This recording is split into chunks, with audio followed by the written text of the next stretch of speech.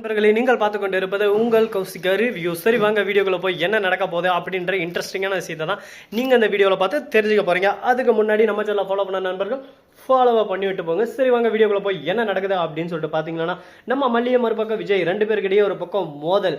எதனால அப்படின்னு சொல்லிட்டு பார்த்தீங்கன்னா, நம்ம மல்லி இருந்து விஜய்க்கு தெரியாம தீபிகாவுக்கு சரியான ஆப்பு வச்சு தீபிகா ஒரேடியா கவுத்துணும்னு சொல்லிட்டு நினைக்கிறாங்க. ஆனால் விஜய்க்கா சுத்தமாக பிடிக்கல.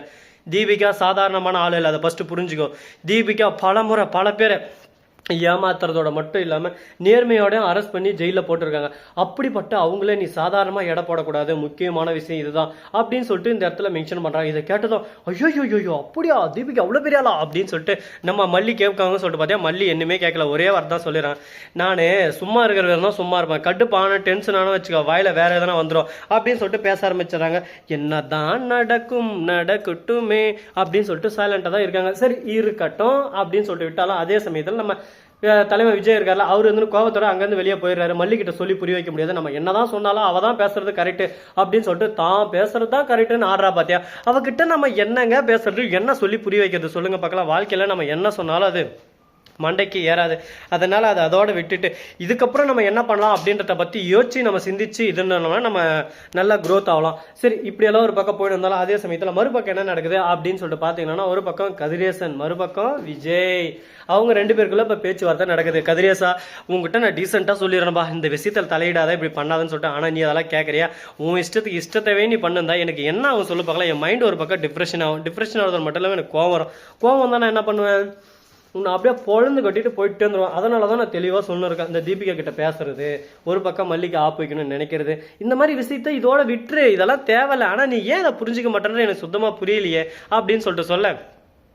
சரி பேசிட்டுல, பேசு, நீ என்ன வேணாலும் பேசு, உன் வாயும் ஊருட்டு அப்படின்னு சொல்லிட்டு கதிரேசன் கிட்ட சொல்லிட்டு அந்த இடத்துக்கு நம்ம நிஷா வந்துடுறாங்க. என்ன விஜய் ஓவரா பேசின்னு போயினே இருக்கேன், ஃபர்ஸ்ட் ஆஃப் ஆல் இவர் உன்னோட மாமனார், அதை ஃபர்ஸ்ட் நல்லா தெரிஞ்சுக்கோ. நீ வந்து ரெண்டாவது தரமா கல்யாணம் பண்ணிட்டு ஓவரா சீனை போட்டு இருக்க அப்படின்னு சொல்லிட்டு திட்ட ஆரம்பிச்சிடறாங்க. உடனே பார்க்கணுமே, அப்படியே கோவம் வந்துருது நம்ம விஜய்க்கு.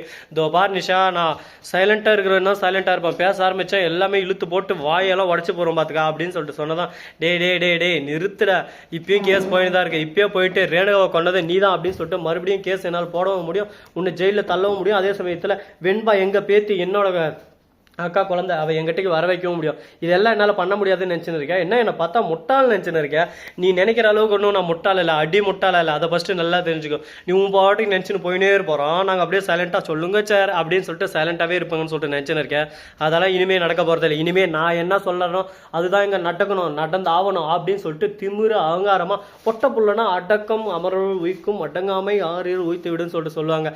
இருக்க வேண்டிய இடத்துல அடக்கம் இருந்தால் ஓகேங்க, பேசணும், எல்லாருமே ஈக்குவலாக தான் பேசணும். கரெக்டாக தப்போ அப்படின்னலாம் சொல்லக்கூடாது. சரியான இடத்துல சரியான இதை நம்ம பேசலாம், தப்பு இல்லை. ஆனால் தவறான ஒரு இடத்துல நம்ம வாய்ஸை அப் பண்ணி பேசுறதோ இது பண்ணி பேசுறதோ அந்த வேலையெல்லாம் வச்சக்கூடாது. ஏன்னா நம்ம மேலே தப்புன்னு ஒத்துக்கிட்டு சைலண்டாக ஓரம் போயிடணும். ஒரு சிலர் இருக்காங்க, நான் தான் பெரிய பிடுங்கி அரேஞ்ச்மெண்ட் பண்ணுவேன் அப்படின்னு சொல்லிட்டு அரேஞ்ச்மெண்ட் பண்ணி என்ன ஒரு பக்கம் டென்ஷன் பண்ணுறாங்க. சரி, அவரை காட்டலான்னு பார்த்தா அவர் 6 பேக்கோட இருக்கிறாரு, அதனால் அதை காட்டக்கூடாது. அதெல்லாம் ஒரு தவறான விஷயம். காட்டினா எனக்கே ஒரு பக்கம் பிரச்சனையாக வரும். சரி, அந்த இலவை என்னத்துக்கு, நம்ம அந்த இலவை பற்றி இனிமேல் பேசக்கூடாது, அந்த இலவை விட்டுருங்க. அது போனது போயிட்டு வந்துட்டோம். இப்போ அடுத்து என்ன பண்ண போகிறோம் அப்படின்னு சொல்லிட்டு பார்த்தீங்கன்னா, இன்னைக்கோட டுடே பிளான் என்னன்னு சொல்லிட்டு பார்த்தீங்கன்னா, நம்ம மல்லி இருக்காங்களா, அவங்க தானே டைரெக்டாக போகிறாங்க. போயிட்டு நம்ம தீபிகா இருக்கிறாங்களா, அவங்க கிட்ட பேசிட்டு இருக்காங்க. என்னன்னு சொல்லிட்டு பார்த்தீங்கன்னா, இதோ பார் தீபிகா, நான் இனிமேல் உன் விஷயத்தில் தலையிட மாட்டேன், நீ என் விஷயத்தில் தலையிடாதா அப்படின்னு சொல்லிட்டு டீசெண்டாக அழகாக சொல்லியிருக்காங்க. டீசெண்டா அழகா அவளா அப்படின்னு சொல்லிட்டு நம்ம கேட்டால், ஆமாம் அவள் தான் அப்படி தான் பேசுவா, என்ன பண்ணலாம் அதுக்கு அப்படின்னு சொல்லிட்டு கேட்க. உடனே சரி ஏதோ ஒன்று பேசுங்க, உங்கள் வாயை உங்கள் உருட்டு, நான் இதெல்லாம் உருட்ட முடியுமா, நான் சைலண்டாக ஓரமாக நின்று உருட்டுங்க அப்படின்னு சொல்லிட்டு சைலண்டாக தான் பார்க்க முடியும். அதுக்கு மேலே எதுவும் பேசவும் முடியாது. அடுத்து களத்தில் இறங்கணும், இன்னைக்கு நாங்கள் இறங்கி அடித்தா கபிலா இன்னைக்கு யார் ஆடுறது யார் ஆட்ட நீங்கள் பார்த்துடலாம் அப்படின்ற மாதிரி தான் ஒரு பக்கம் தோணுது. ஏன்னா ஒருத்தர் நம்ம ஒரு தாள் நம்மளை அசிங்கப்படுத்தி அடி மட்டத்தில் தள்ளுவாங்க. அந்த இடத்துல திரும்ப அந்த இடத்துல கற்றுக்கிட்டு, ஏன்னா கற்றுக்காத மாதிரியும் நம்ம வாயை மூடிட்டு இருக்கணும், கற்றுக்கிட்டு இறங்கி வந்து அடித்து களத்தில் ஜெயிச்சு காட்டணுங்க. அதுதான் ஒரு மிகப்பெரிய ஒரு சாதனைன்னு சொல்லிட்டு சொல்லலாம். ஆனால் அதை இல்லை என்னால் முடியாது, இனிமேல் அதை கற்றுக்கவே மாட்டேன் அப்படின்னு சொல்லிட்டு விட்றான் பார்த்தியா, அவன் தான் முட்டாள், அடி முட்டாள். அந்த இடத்துல ஜெயிச்சு காட்டணும். அதுதான் நம்ம மல்லி பண்ணிட்டு இருக்காங்க. இந்த தீபிகா மாதிரி ஆளை நம்மளால் ஒன்றும் பண்ண முடியாது அப்படின்னு சொல்லிட்டு நம்ம பயத்தோட இருக்கிறத விட்டு அவளை எந்த விதத்தில் எங்கே அடித்தா கரெக்டாக இருக்கும் அப்படின்னு சொல்லிட்டு யோசிச்சு சிந்திச்சு அடி மேலே அடி சும்மா பட்டையை கிளப்பணும், கோட்டையை பிடிக்கணும் அப்படின்ற மாதிரி தான் ஒரு பக்கம் போயின்னு இருக்குது. பார்த்துக்கலாம் என்ன நடக்க போகுது ஏது நடக்க போகுதுன்னு சொல்லிட்டு. இனிமே தாங்க ஆரம்பிக்க போகுது, ஆரம்பமே அமர்க்கலமாக இருக்க போகுது. நீங்களும் பார்த்து ஒரு பக்கம் என்ஜாய் பண்ண தான் போகிறீங்க, அதை நானும் ஒரு பக்கம் பார்க்க தான் போகிறேங்க. நம்ம வீடியோவில் எதனா குரப்ஷன் எதனா இருந்தால் மறக்காமல் சொல்லுங்கள். இந்த மாதிரி பேசாத, இந்த மாதிரி பேசுறது எங்களை ஹர்ட் ஆகுது அப்படின்னு சொல்லிட்டு சொன்னீங்களா உங்களுக்காக தான் நாம ஒரு பக்கம் ரிவ்யூ கொடுத்துட்டு இருக்கோம். அந்த ரிவ்யூவில் எதனா ஃபால்ட் இருந்தால் கண்டிப்பாக நீங்கள் சொல்லலாம். அதுக்கேற்ற மாதிரி நான் என்ன சேஞ்ச் பண்ணியதுக்கு தயாராக இருக்கேன்.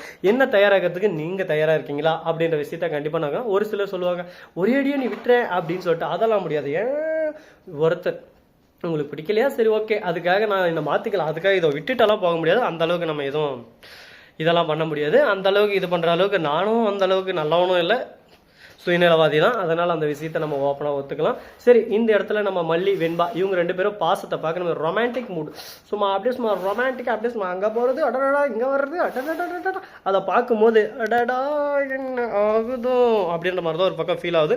ஸோ நண்பர்கள், இந்த வீடியோ பிடிச்சிருந்தா லைக் பண்ணுங்கள், கமெண்ட் பண்ணுங்கள், ஷேர் பண்ணுங்கள், டிண்டிங் மேலே தட்டி விட்டு போங்க. அப்போ தான் நான் போகிற அடுத்தடுத்த வீடியோ உங்களுக்கு உடனுக்குடன் நோட்டிஃபிகேஷன் வந்து கொண்டே இருக்கும். மிக்க நன்றி, தேங்க்ஸ் ஃபார் வாட்சிங், டாடா, see you, நன்றி, வணக்கம். நம்பருக்கு எத்தனை இன்னும் 10 செகண்டா 15 செகண்ட் இருக்குது.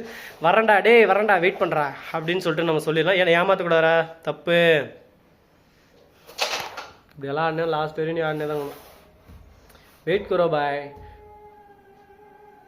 ஓ அப்படின்னு கத்தின்னு இருக்கு நாய்க்குட்டி.